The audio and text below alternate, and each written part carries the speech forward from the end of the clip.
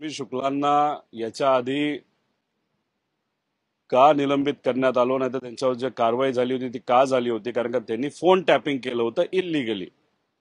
आता लोकसभेचं इलेक्शन आहे आणि विधानसभेचं इलेक्शन आहे, त्यामुळे भाजपची एक वेगळी तिथं एक आर्मी असते, नाही तर सेना असते, त्याच्यामध्ये रश्मी शुक्ला असतील आणि फोन टॅपिंगचा फायदा त्यांना लोकसभेला विधानसभेला व्हावा म्हणून कदाचित त्यांना एक्सटेन्शन तिथं दिलं असावं.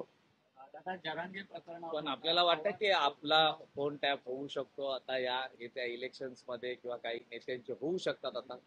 माझ्या अंदाजाने ठराविक नंबर हे जे फोन टॅपिंगसाठी दिले गेले आहेत त्याच्यामध्ये माझाही नंबर असावा.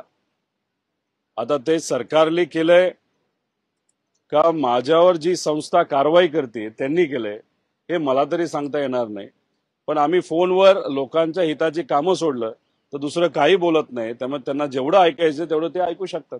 गंभीर आरोप करताय, या संदर्भातली काही माहिती काही पुरावा तुमच्याकडे आहे का?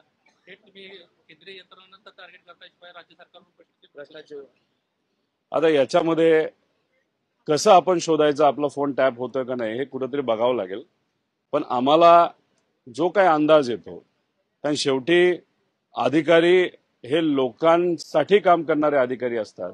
जेव्हा आपल्यावर अन्याय होतोय, एखाद्या व्यक्तीवर मुद्दामून राजकीय द्वेषातून अन्याय होतोय असं जेव्हा काही अधिकाऱ्यांना कळतं, तेव्हा एखादी गोष्ट आपल्यापर्यंत उडत उडत ही येते की फोन टॅप होतोय का नाही, त्याचाच हा भाग असावा. माझ्याकडे काही कॉन्क्रीट इन्फॉर्मेशन आहे असं नाही, पण होत असेल तर होत